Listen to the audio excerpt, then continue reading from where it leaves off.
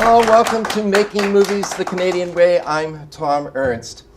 You know, we don't speak much about auteurs anymore because we understand that filmmaking is a collective. There's a lot of people involved, not just the director, but other people behind the scenes. But we still speak about Mavericks, and I think that's okay. Because when you see a film that kind of strikes you in a certain way and you can hear the director's voice, that is a Maverick. Well, I think we got 3 new Mavericks sitting at our table today. Certainly, all 3 of our guests have done films that have hit me and struck me in a way that I've not been struck by cinema in quite some time.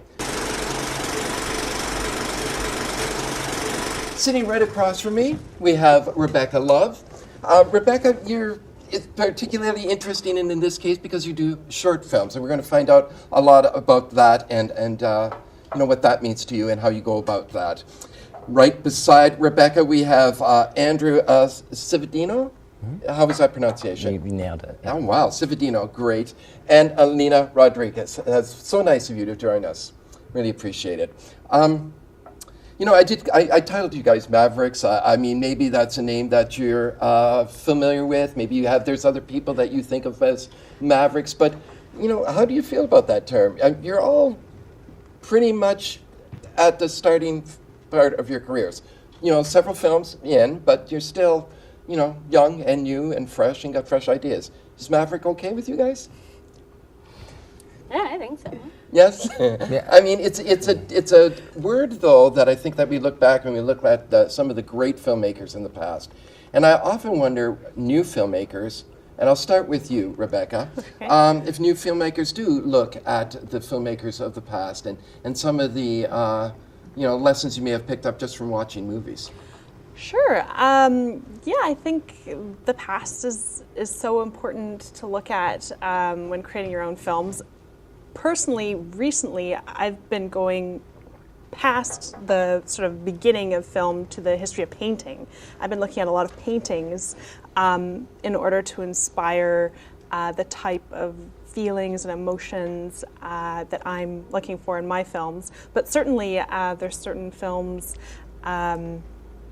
from the past that have really stuck with me. When I was young, with my father, I used to watch a lot of the old classic love stories, Roman Holiday, any like Audrey Hepburn film, anything with Gregory Peck, or you know those sorts of stories, and they've really resonated with me. And if you watch my movies, often my movies are focusing on relationship stories, love stories. I can really look back to those moments and those films as inspirations. Yeah. Well, that's interesting because I mean, I love the fact that you say you go back. When you said you go even further back, and I thought to myself, how much further back can you go in film? But then you said painting. I think that's fascinating because there is an aspect of paintings perhaps being a form of visual storytelling long before cinema. But at the same time, then, you're talking about images over dialogue. Do you find yourself being more of a visual director? Oh, definitely. Yeah. Definitely. Well, I mean, recently I've been interested in mumblecore. So in some senses I am very interested in dialogue, but I think paintings and films that have really placed a great emphasis on the visual, on color, on texture, all of those things. Yeah, I would say I think I do focus more on the visual. Yeah, great. Yeah. And mumblecore is not a character in Harry Potter, right? No. Okay, good. I just wanted to straighten that up. Andrew, I'll go to you next. You know, what fascinated me about I actually should point out that Rebecca has done the film Abacus, My Love, which won awards for her, and drawing Duncan Palmer, and there's other films as well. And they're all shorts, as we mentioned at the top.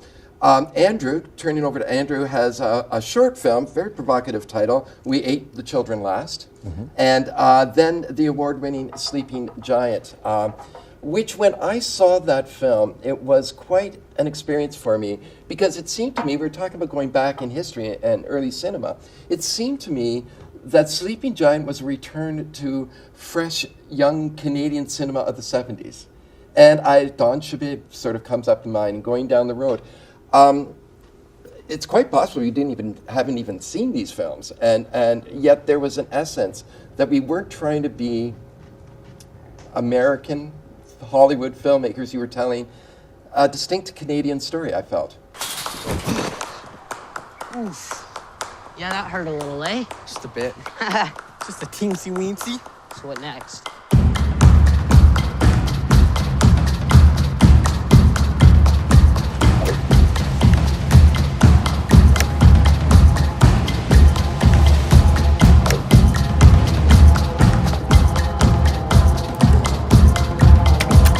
Peel. Oh, shit. Get out of here. Oh, he's coming. Fuck you, man. One egg left. I think we all have our influences that we look to in the past and within Canadian cinema. I don't know if I didn't go back to those films specifically, but I find it really fascinating that there are those there must be something in our DNA as storytellers in this culture and landscape that makes it so that that's something that feels like a valid reference for you to the film as a way into it. Yeah, does it sound odd to you for someone to bring up a film that maybe you had no intention of referencing or seeing, or does it sound sort of like? I mean, I like that. I mean, it means that I like that somehow you're existing within this body of work, and that there's a conversation there between you, not just yourself and the viewer, but the viewer and the other films that they've seen, and if those can connect in a way, I think that's exciting to me. Especially the fact that there are specific Canadian films. If you can feel like you're being connected into that, that body of work, that's where I want my work to exist. Excellent, and I'm looking forward to your next film, whatever that is going to be. I'm sure you're working on it by now. He's casting. He's casting? Yeah, getting there slowly. Yeah, I'm not available, unfortunately, but it's good to know. We were talking about Canadian film, we were talking about something inside of us, yet that's unique to us.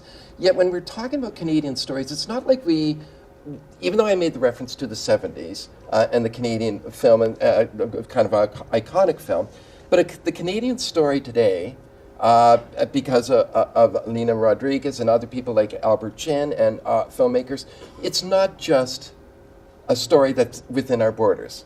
The Canadian story, it breaks up beyond our borders.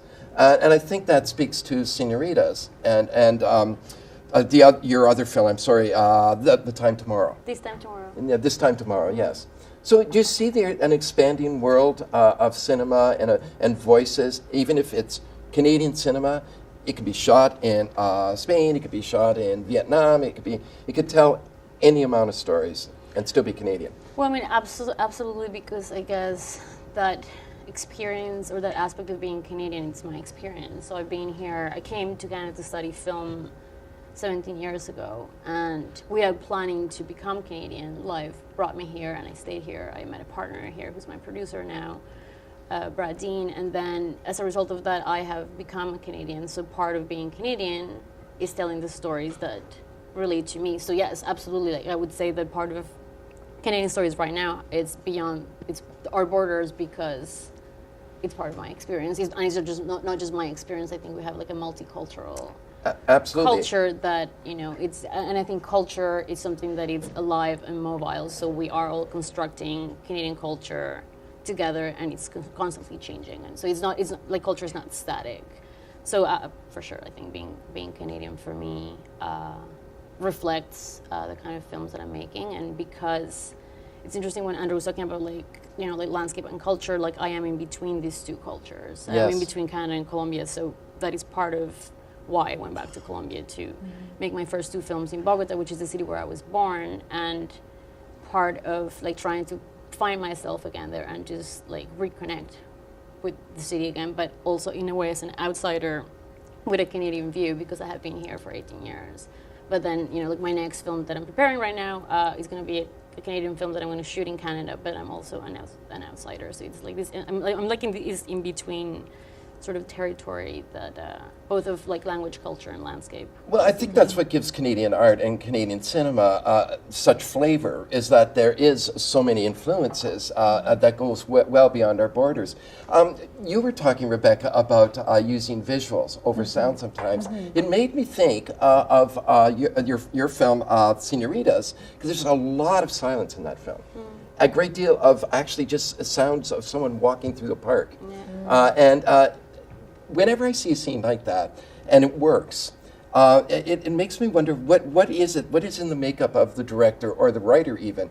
And I'll go to more of a bigger scope and talk about the wedding, the elongated wedding scene in something like the Michael Cimino movie that name escapes me, Deer Hunter, and this close up in the first image in The Godfather. You know, these are risk-taking moments. They're not necessarily what you would think immediately as cinematic, but they work. So I'd love to get from you that scene of what Maria? Is that your actor's name? Oh yeah, Maria. Yeah. Maria, walking through that park and how you knew that was the right thing to do in that film, because it reoccurs in the movie.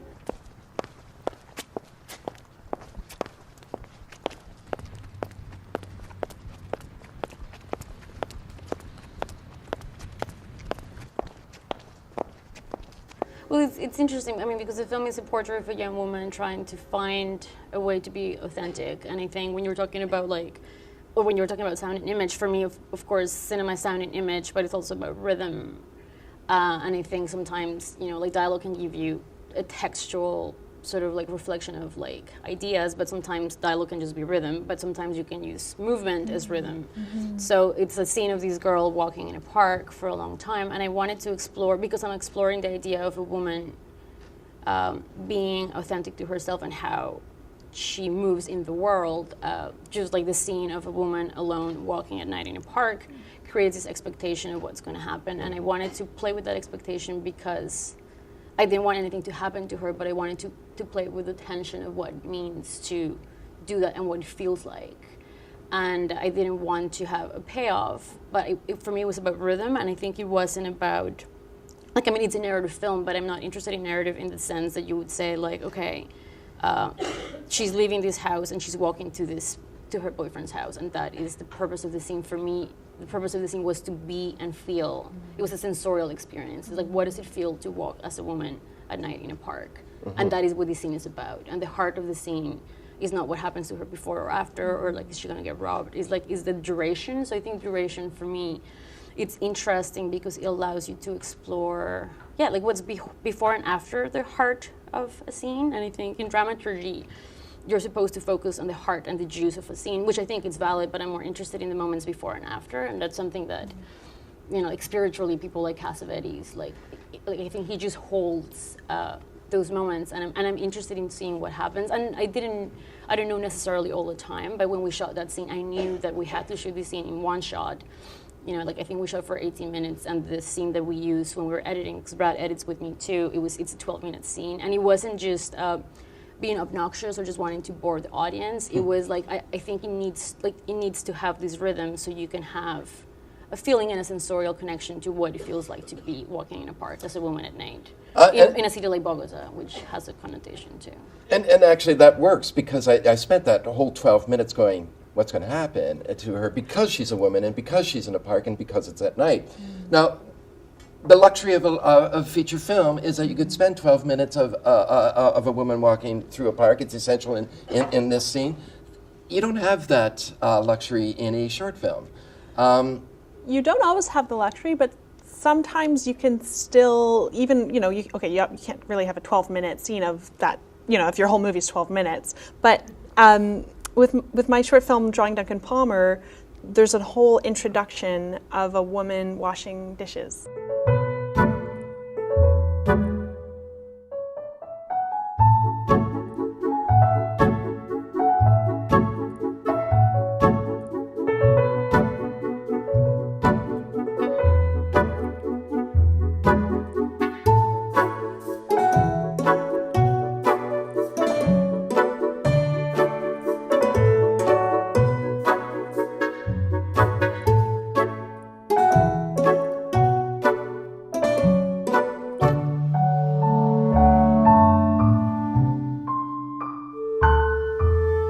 Criticism I've received about this film is that, this is a 12-minute film, and the first 5 minutes are this woman Nothing happens. Nothing's happening. She's baking cookies and she's washing dishes, and it doesn't really like contribute to this linear plot of going from point A to point, it's just a moment. We're just like dwelling with the character and we're just breathing with her. And I really liked what you were saying about like rhythm and how not everything has to bring a character to the next plot point in this like linear. Why can't we just live with characters for just feel this moment with them?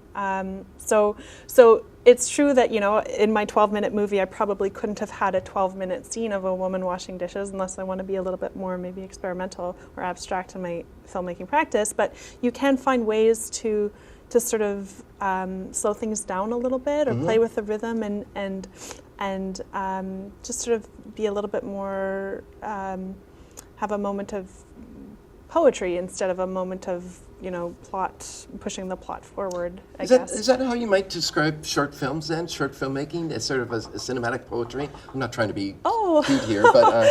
Well, that's a lovely concept. I would have never considered that before. I mean, within the world of short filmmaking, you have such a variety. You have all these different types of stories you can tell, all these different ways of expressing them. But yeah, in the short form, like a haiku, you sort of have to appreciate your limited time frame in this sort of poetic way. So I do love that idea. Well, maybe somebody would coin it and it would be mine. They'll call it Ernst or something. The rhythm, there is rhythm, a lot of rhythm in Sleeping Giant. And but the title is a reference, of course, to the great mountainous rock there. But you can't help but think, you don't wake the sleeping giant. And we're talking about things not happening, talking about things, in the middle or before and after. Your film sort of, in my thoughts of it, your film sort of rests along those edges throughout, always just sort of tantalizing us with the possibilities of something. And there is a payoff in the film. But yeah, so I'd love to hear your comments about if you think about rhythm and about the beginnings and the ends and perimeters. I was thinking a lot while listening to the two of you, and I felt like I was in a similar space with that film. I wanted it to be somewhat impressionistic and to feel like we were living through this summer with these kids, but I also knew that I wanted it to be sort of an accessible narrative film that felt like it was going somewhere, and there was always that tension of wanting to live in those moments. Because I agree, it shouldn't always have to be A plus B, like it's not this arithmetic of getting this efficiency of a scene out. And so it was sort of, how do we go into it? And I felt very nervous and sort of exposed when I was in the edit. And for the first 30 minutes of the film, it's like this slow burn, and you're really just getting into the world and getting glimpses of these characters. But if you were going to give the plot, synopsis of the first act, it's like, it's pretty limited, and that was, I had to fight the urge to cut down to make it move, because that's what stories want to do. They want to move forward, and that's what we want them to do. And that being on the edge of that was something that I tried to do, and I hope succeeded in some ways, and I will try again, and I will probably fail in others. But because I do want to be able to walk that line of seeing the moments that happen before or after you would normally call action or cut, but to be able to incorporate and weave those into stories that feel like, maybe if you can hang your hat on sort of the traditional narrative arc that people are familiar with, that they'll kind of settle in and allow you to take them in other places that might not be sort of like the rote, movie and structure or experience. Yeah, I think all three of you do that. All three of you manage it, because you do have hooks that are unexpected, but they draw you into the film, whether it's shorts, whether it's feature, whether it's more direct narrative. With Sleeping Giant, and we were talking about images again. I'm going to bring this up there. There certainly is dialogue in Sleeping Giant, but it's not pointed dialogue. It doesn't say you're the outsider because you're the new kid. We watch this evolve, and you talk about the first act being somewhat, hard to capitalize, and clearly it is, because I'm not able to do it right now. Mm-hmm. But at the same time, it's incredibly involving, because you're watching this evolution of this trio and how they interact and who they are, and you do it without telling the audience this is this character, this is this character, this is this character. So you have to do that in the script. Am I correct? Or does that come out in the performances? I think, I mean, for that film, it was both. I'd done the short film of Sleeping Giant the year before with two of the same three kids, and so I had a sense. I was able to go back and really retool my feature script with them in mind. So their performances influenced the script, which influenced their performances. So it was a real collaboration in that way, and that's what maybe also gave me the confidence that I could sort of write around it in that sense. And I think, I mean, in a lot of ways, it's a familiar story, and I think how do you actually make it feel alive and authentic? And it is finding those ways. Because we don't say those pointed things in real life. Like, that's not how we experience it.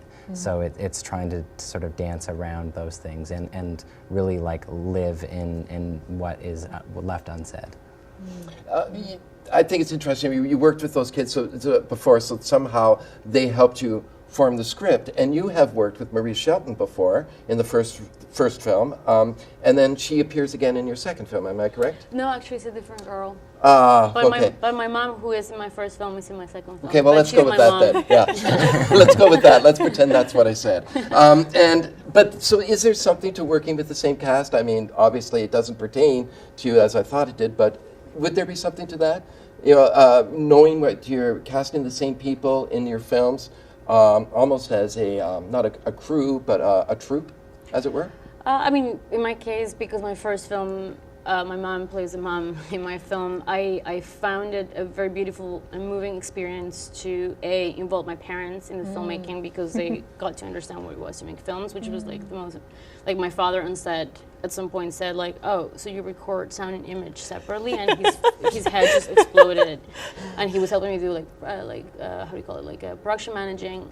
But I think, of course, for me, having my mom be my first film, when I was writing my second film, it was going to be in Bogota, and I'm trying to explore space and time and Colombia, but also had these ideas. I think for sure to have my mom in the second film was tempting, because it's also a way of, I mean, because when we're making films, we're documenting the present, right? And it's, of course, we're like making these stories or we're experimenting with sound and image, but it's about documenting a time.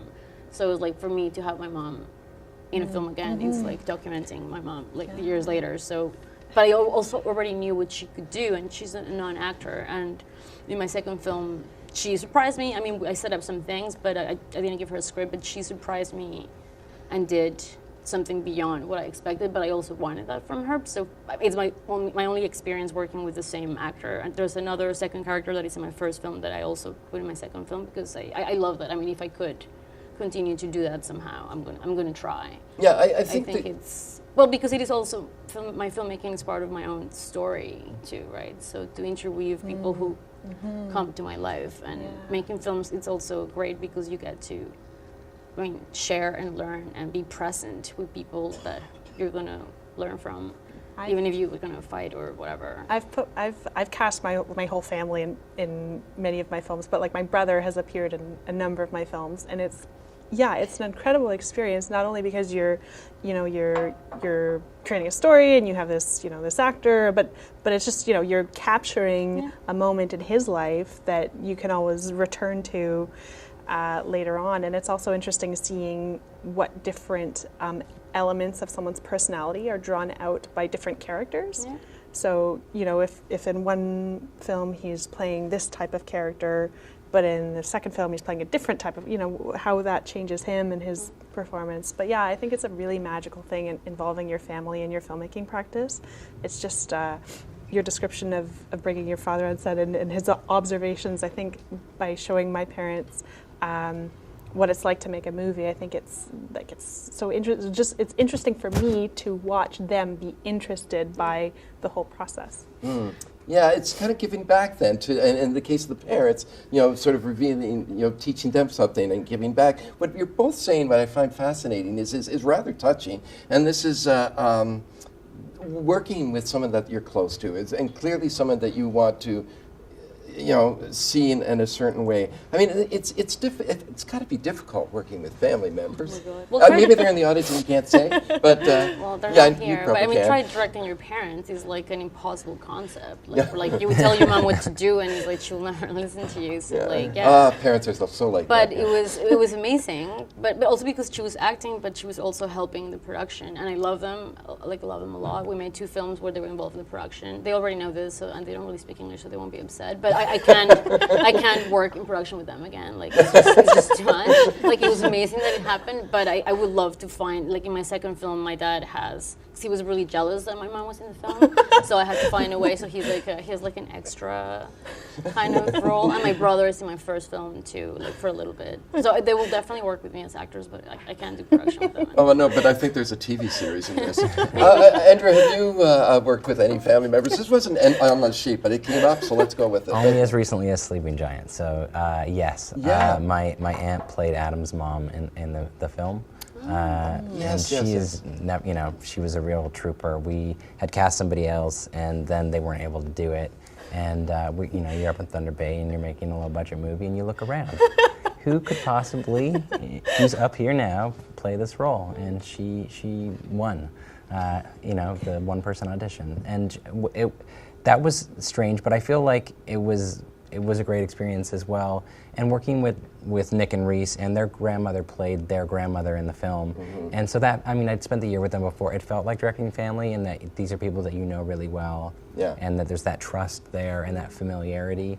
And that they're non-actors. Ultimately, and that's its own kind of direction that is so much more, it forces you to be process-oriented. It forces you into the moment of that day and that scene. And in a way that I think if you when you're working with professional actors, you should, but you can sort of kind of shortcut your way there. And so it was really fun for me. I mean, working with family, but also just working with non-professional actors and encouraging them to like finding ways to bring things out of themselves and to the performance. Well, I have to say the grandmother is incredible in that movie, in Sleeping Giant. And I can't give away any plot points. People get mad. I want to, but there's a scene where she has to do something, telephone someone, and it is probably one of the most gripping, dramatic scenes in cinema. I mean, in that film. No, we'll go with in cinema. I kind of do feel. If I was to teach a course on certain scenes,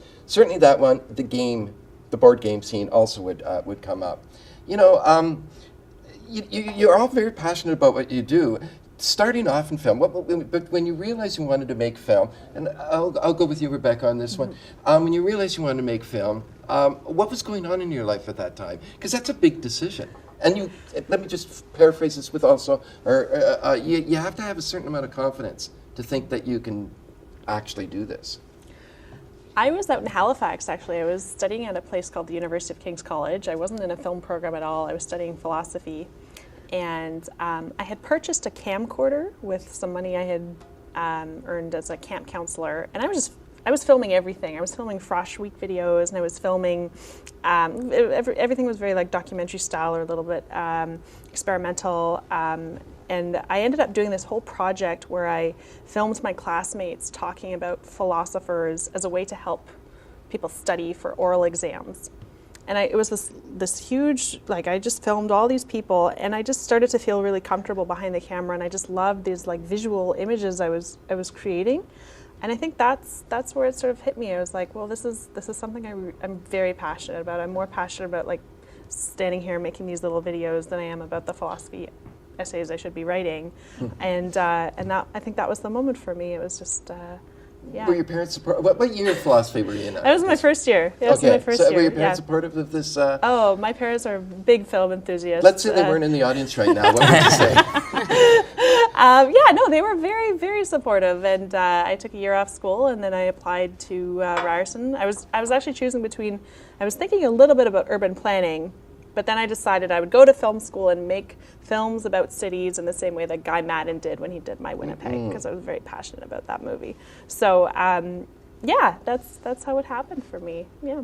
Yeah, and I like the fact that when you talked about a reference to film that influenced you, you kept it to a Canadian film. And you know, when you talk about him, Guy Madden is incredibly influenced, but he doesn't often come up in conversation. Oh yeah, he's great. He's great. What about your life, Andrew?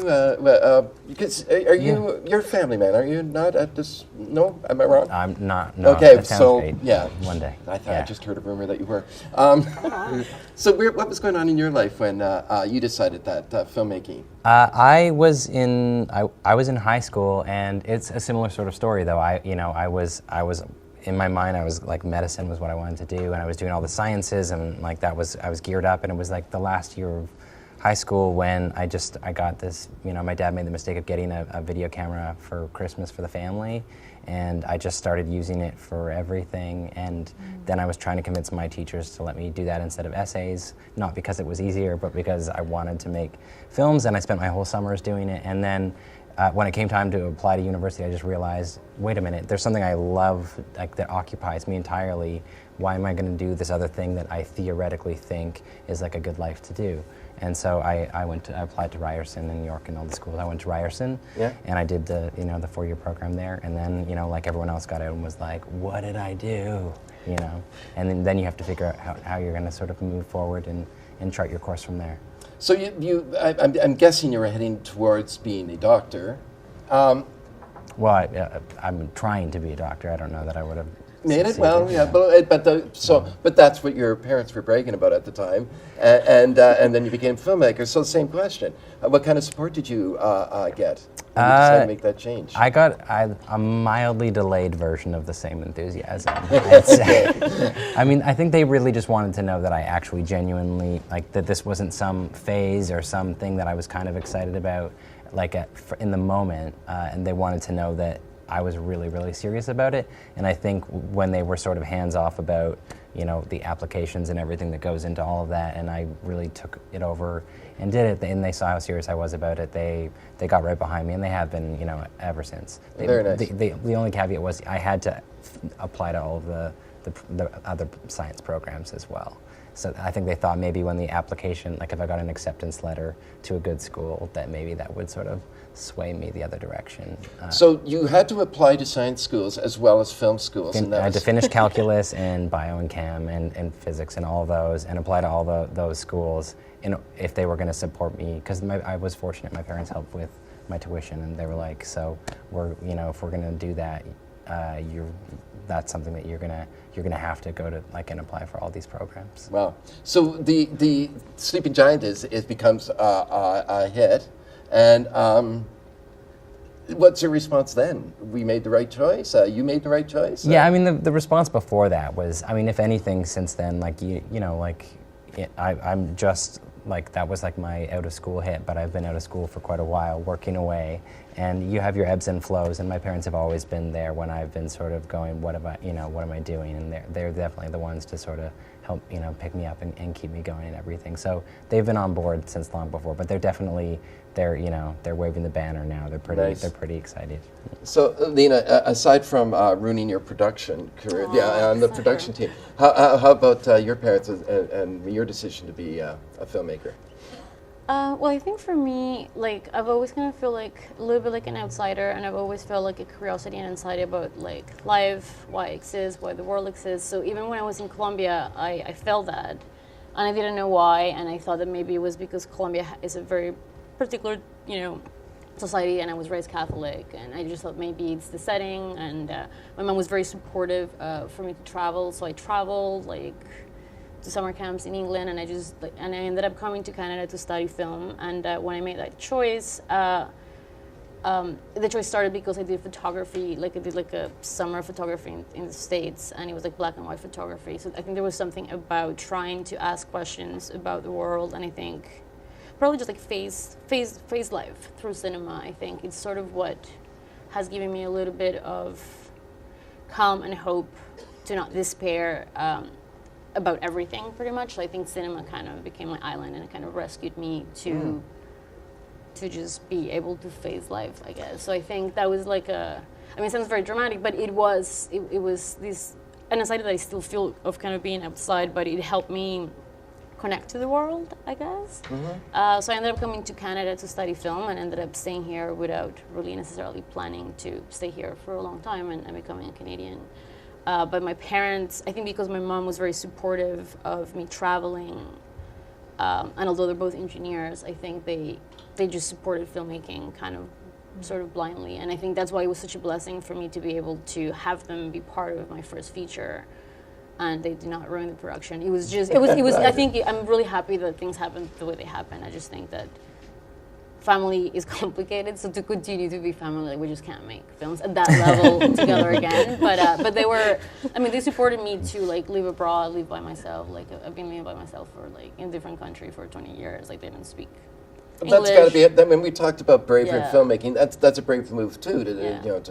to leave everything you know. Because how old were you when you first came over? Or So I went to live in England first for years. I was 19. So I left Colombia when I was 19. yeah. Yeah. So that's also a brave move. The other step, other than courage to make a film, which I think is huge, is financing.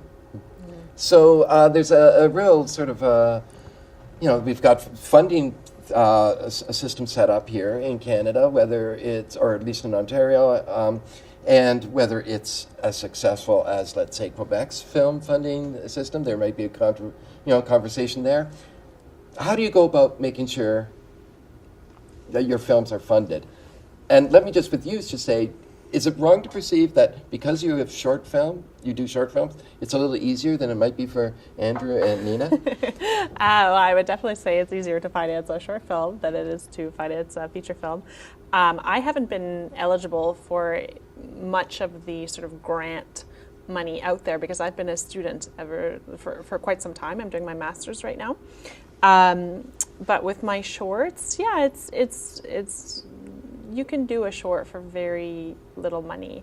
I have done crowdfunding Yep. to finance my films. I have a very generous sort of community that's supporting me, not necessarily always through the gift of money, but through, there's a friend of mine who's a carpenter who will lend me a couple hours of carpentry labor to build like a set piece, or my friend who's a seamstress who's been very generous. There are different sort of ways that I'm supported by my community, but crowdfunding is sort of a big way. Seeking support from local businesses, my community, that sort of thing. But I hope to one day be able to finance a feature-length film. That's a big dream of mine. That's a dream. I wasn't aware of that. Because it seemed to me that you really like this. I this do. format. And I do. Not everyone could do short films. Because short films there's an act to it. Yeah, well, I think I'm inching my way closer and closer to feature. So the film that I shot last summer, which is called Acres, it's going to be we're so close to being done. We're so close, and it's going to be a 30-minute short. So hopefully, maybe, I don't know, within the coming years, I see a feature somewhere down that line. But until then, it's shorts. Well, good luck with that. And I think probably after 3 or 4 short, that would be your 4th short, right? Am I correct? That you could make that move. Yeah, well, once I'm out of school. Okay. Hopefully. That's good. Crowdfunding. I've always found that an interesting way of making money. I used to maybe be a little bit cynical about it. How often can you approach your friends and family basically for money before they say, Once. once? Okay. I mean, like maybe more. I think if you're doing crowdfunding, when crowdfunding first landed on the scene, it was like this kind of like really exciting thing. Now it's just, it's just a platform. If you have a real value add and you can find an audience, you can do crowdfunding as many times as you want. But if it's a project that is like, hey, this is just a project that's personal to me, that's a family and friends kind of request. Yeah. And I feel like, you can do it more, but I think you're going to see diminishing returns probably pretty quickly in terms of, what people really have to give it for your films. But I did it once for We Ate the Children Last when it was a short film, and I got $5,000 that I desperately needed from like everybody. And there was one random person who donated $500 that I never met, and I have no idea why. Thank you. But like almost everyone else on that list, and it was like $30, $50, whatever. But most of it was people who who I had some sort of, or someone on the team had some connection with. Yeah. But there are people like Jeff Chan's a Canadian director who, you know, that guy can raise like hundreds of thousands of dollars because he finds that, like, that he's got a hook. Like, he gets that game and he finds the right people and the, you know, whether it's an adaptation of a video game, like, it has to be something that has some market value to it. But he's been able to really, like, pull a lot of resources in that way. So I think finding funding and putting money together would be the hardest part of filmmaking. We only have about 5 minutes left, but I want to get your idea about how you fund your films and you know, do you do crowdfunding? Do you rely on the funding system that's set up here? So Brad, who's my producer and my partner, he produces the films because of my sort of immigrant, I guess, nature. I can't really apply for funding, for like industry funding, like telefilm, for the films that I've made in Colombia because of language. The films are in Spanish. So both of my feature films I have funded with Arts Council, which, you know, I think we all know it's like an amazing system. When I talk to anybody in Colombia or anywhere in the world, that you can talk about a system that supports artistic vision. And I mean, is that sustainable for a market or like box office? Of course not, but it is an amazing platform that allowed me to make those two films. So that's how like the first film, it was a very, very, very small grant, and then it was personal money.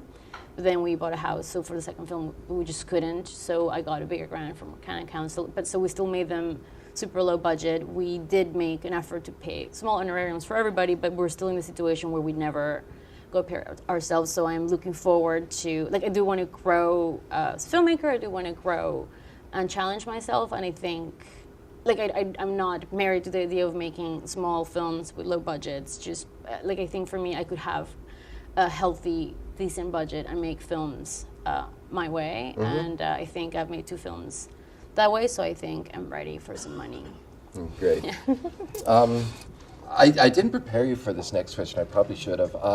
Do you have, and if the answer is no, but can you think of a Canadian film that is special to you? You can stick with My Winnipeg if you want to. Well, I have 3 favorite Canadian films. No, but you might be stealing one of theirs. That's okay. I want to know all 3. Guy Madden's My Winnipeg, Frédéric Bach's The Man Who Planted Trees, and Jean-Marc Vallée's CRAZY, or Crazy. Yeah, Crazy, yeah. Yeah, that's a beautiful film.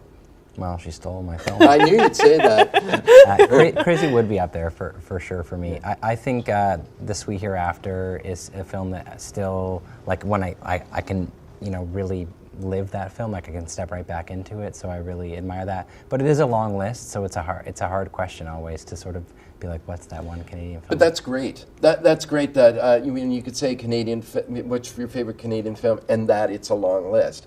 You know, because I think we generally do this with American cinema. It's so great. And Sweet Hereafter, I would agree with both of you. Crazy, Sweet Hereafter. Do you have one that you'd like to say? Wavelength by Michael Snow. Wavelengths, yes, Michael. So that's very experimental. Yes, that's very good. Well, I thank you so much for taking Thank you so much the for time. having me. Thank you. I look forward to each of your films, Acre and whatever you're casting for now, and your next film as well. So thank you for joining us. Thank you. Thank you. And thank you for watching, and remember, keep making movies because it is the Canadian thing to do. So thanks, that was great. I went too far.